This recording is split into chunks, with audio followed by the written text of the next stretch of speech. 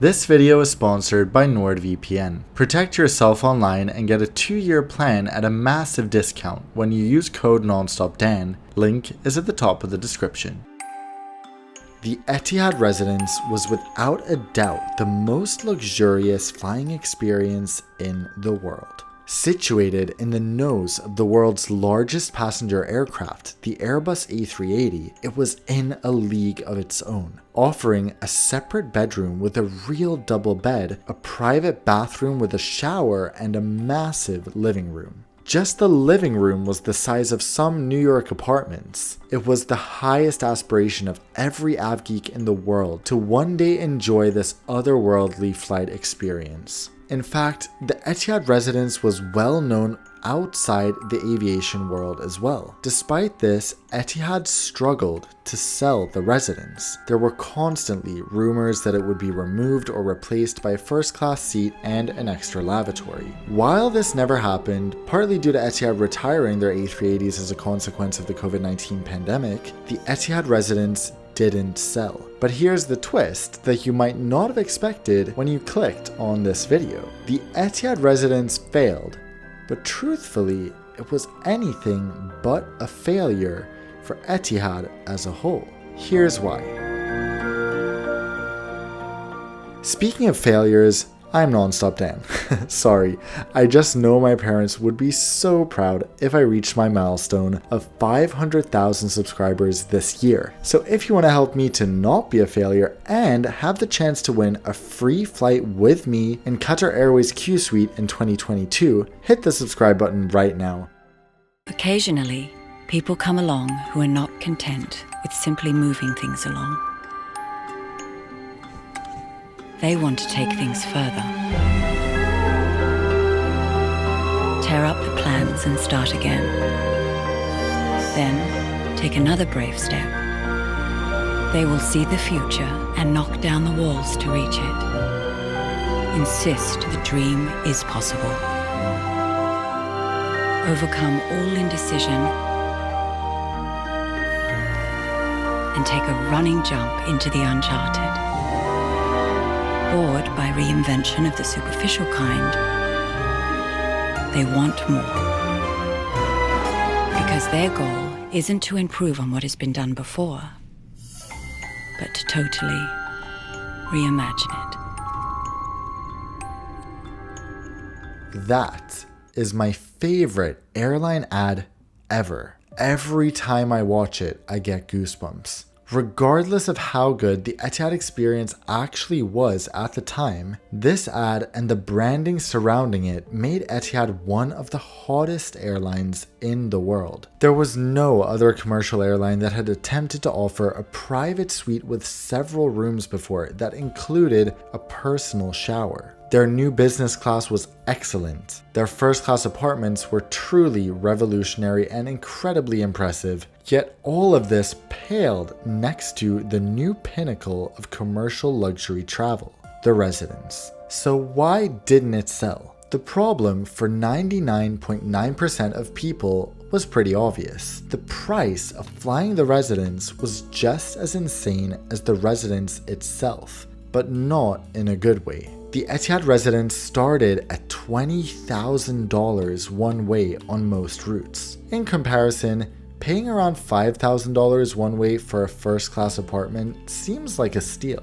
Paying $20,000 sort of could make sense for a few incredibly wealthy people in two scenarios. Either they live in Abu Dhabi and are flying far to New York or Sydney. Alternatively, they are flying a large distance like from New York to Sydney that wouldn't be possible on most private jets. $20,000, $30,000 or even $40,000 for such a ticket might work, but then again, even rich people must think frugally sometimes. But what about if you're flying from New York to Perth instead of Sydney? Even if you wanted to fly the residence, there is no A380 service to Perth. So this means you might be paying $15,000 to $20,000 one way, and half the journey is not even in the residence. There simply is not a large enough network to sustain many or most connecting passengers who would want to fly the residents. There aren't enough different combinations of connections. Another reason the residents didn't sell so well is that Abu Dhabi is too good of a hub.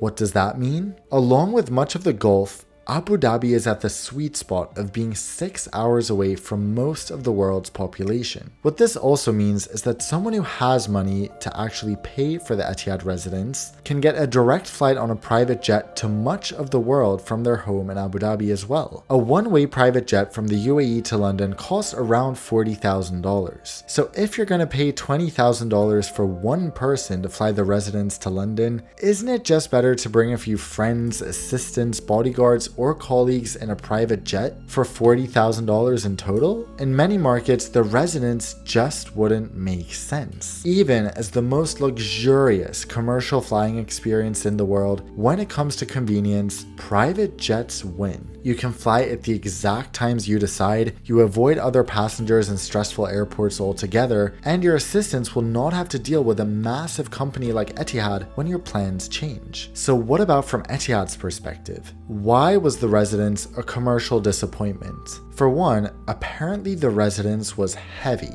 and as with anything on airplanes, additional weight burns additional fuel. That's right, that burrito you regret eating before your flight is not only causing problems in your stomach, it's also contributing to additional fuel burn. On a much larger scale, the Etihad residence with its full-sized hotel bed and mattress added excess weight that was being carried all over the world whether the seat was occupied or not. So what is the alternative to the residence? A first-class seat could definitely be installed in that space along with an extra lavatory and shower for first-class passengers. This would reduce the weight slightly, but might not be easy to sell either. The truth is that this space is difficult to use, which brings us to the first reason that Etihad was actually smart to build the residence, even though it didn't sell well. The space that the residence occupied has plagued airlines on the A380. Most just decided to install massive lavatories in that space. This is where Emirates put their shower suites, for example. Some other airlines have made an onboard lounge of sorts with sofas, but this is kind of unnecessary. However you slice it, it's an inefficient space that contributes to aircraft weight but can't be used in a profitable manner. In that sense, the residence doesn't waste as much space as you'd think. Let me ask you a question now. You might not think my question is related to the Etihad residence, but you'll see why it is shortly. What is really the purpose of Middle Eastern superconnectors? Sure, they connect passengers to destinations around the world, but why do their governments pour billions of dollars into them? What is the return on investment? Think about Qatar. In all honesty, would you know about Qatar or be able to name its capital if it wasn't for Qatar Airways? Most people who don't have a passion for geography or exotic travel would have no idea. Yet, they flew via Doha on vacation to Thailand. So one of the main functions that Qatar Airways fills is that it literally puts Qatar on the map. The same goes for Emirates and would apply to Etihad in its prime as well. What would Dubai be without Emirates? So let's take it a step further. It is no coincidence that all these airlines are among the best in the world. They have to choose between being the very best or the very cheapest, and I explained why they only have these two choices in my video titled Why Middle Eastern Airlines Are So Good. The reason these governments choose to make Emirates, Qatar Airways, and Etihad the best as opposed to the cheapest is that the quality people associate with the airline will inevitably be associated with the place itself. Qatar is a place of quality because their airline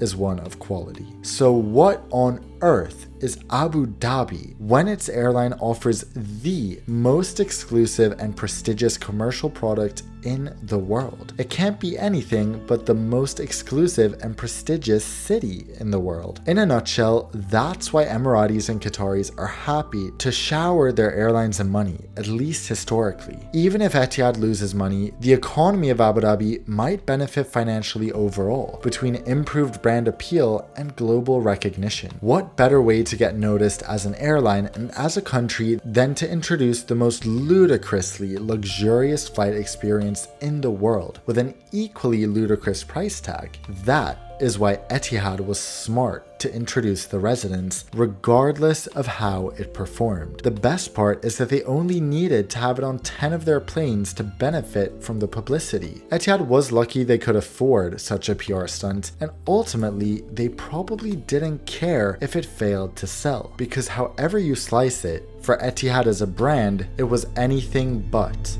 a failure.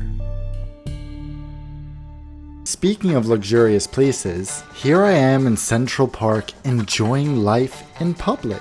Some parts of this amazing city have free Wi-Fi, which allows New Yorkers to work outdoors from pretty much anywhere.